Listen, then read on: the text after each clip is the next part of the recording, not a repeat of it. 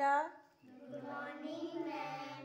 देखो मैंने पहले की पिछली कक्षा में भी बताया था दीज, दैट और दीज और दोज के बारे में। तो आपको कुछ लोगों को नहीं पता है ना? कितने लोगों को नहीं पता है? हाथ ऊपर कर लो।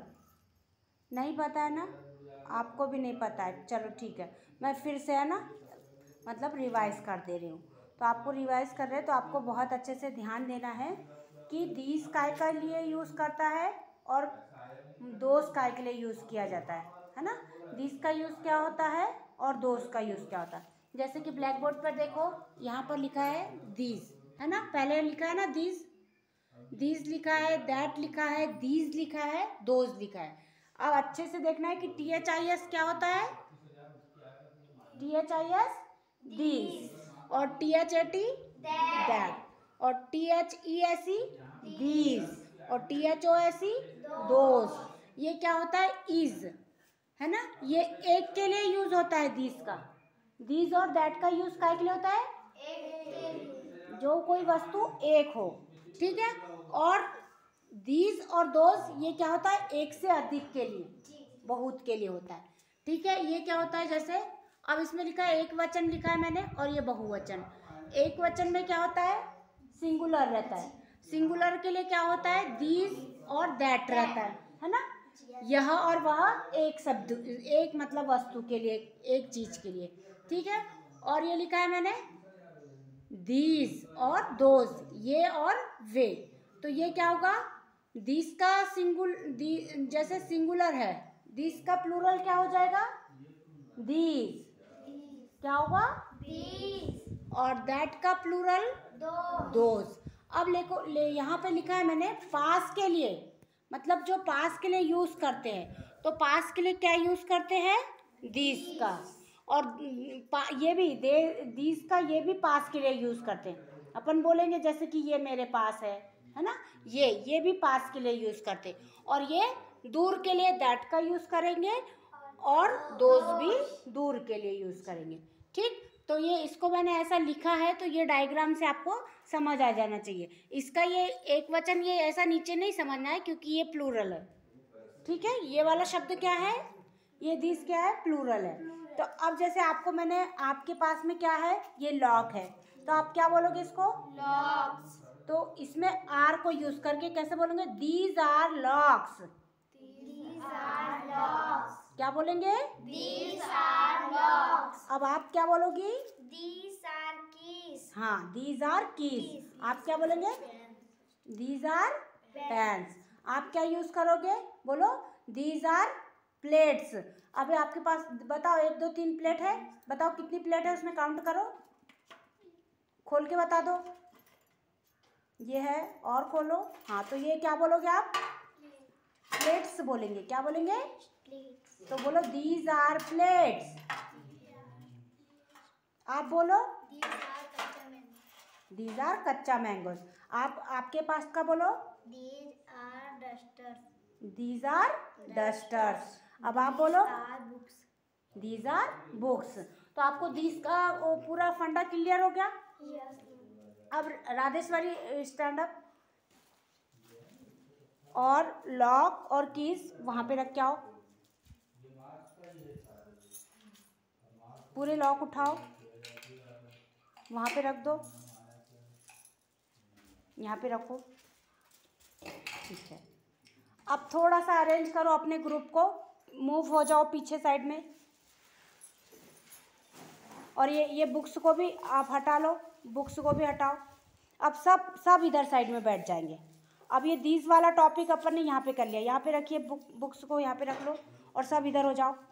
अब सब इधर हो। राधेश्वरी आप यहाँ बैठो, सब इधर बैठो। अब यहाँ पर बैठ करके आप वो देखो, दूर की चीज़ें दिख रही है आपको? Yes. अब उसको क्या बोलेंगे? दोज। क्या बोलेंगे? Those. अब उसमें बताओ क्या क्या चीज़ें दिख रही है? बैग भी दिख रहे हैं, Yes. बुक भी दिख रही है, Yes. पेन्स भी दिख रहे हैं, Yes. प्लेट्स भी दिख रहे हैं, Yes. कच्चा मैंगोज भी दिख रहे हैं ना? Yes. तो पहले बोलो those are bags. Those are bags.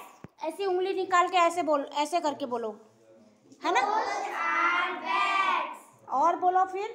Those are pens. Those are books. Those are plates. Those are kacha mango. Those are dogs. Those are keys. You are understand? Yes. सबको समझ में आ गया? Yes. अगर आपको अच्छा, अब ओनली वन चीज है, केवल एक है, तो केवल एक के लिए क्या बोलोगे आप? THIS, दिस का यूज है ना। तो एक चीज, एक उठाओ बेटा, सिंधु का एक उठाओ डस्टर। अभी सिंधु का को कुछ भी समझ नहीं आया, मुझे पता है। अब ये डस्टर को क्या बोलोगे आप? बोलो, this is a duster.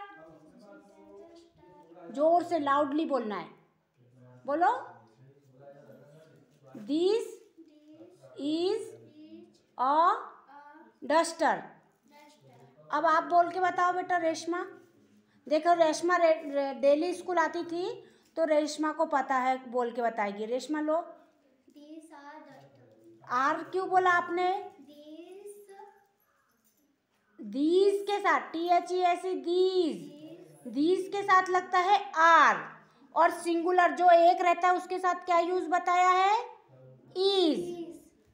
This is duster. हाँ, दिस इज द डस्टर।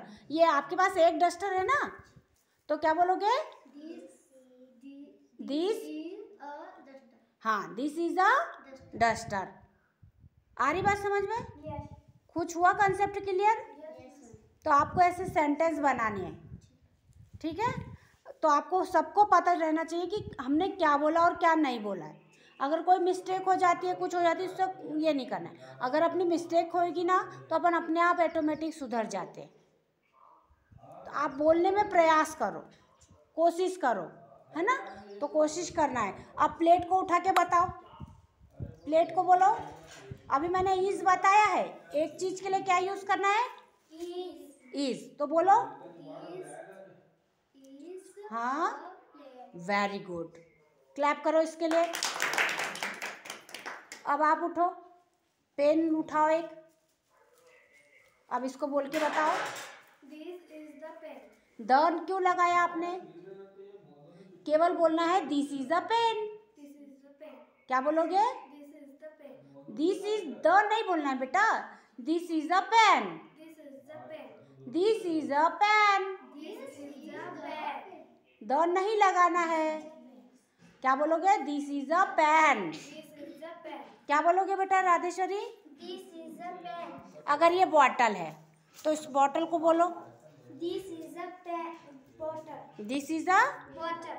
अब ये एक लिखा है, ये क्या है? ये क्या है बताओ, इसको क्या बोलोगे?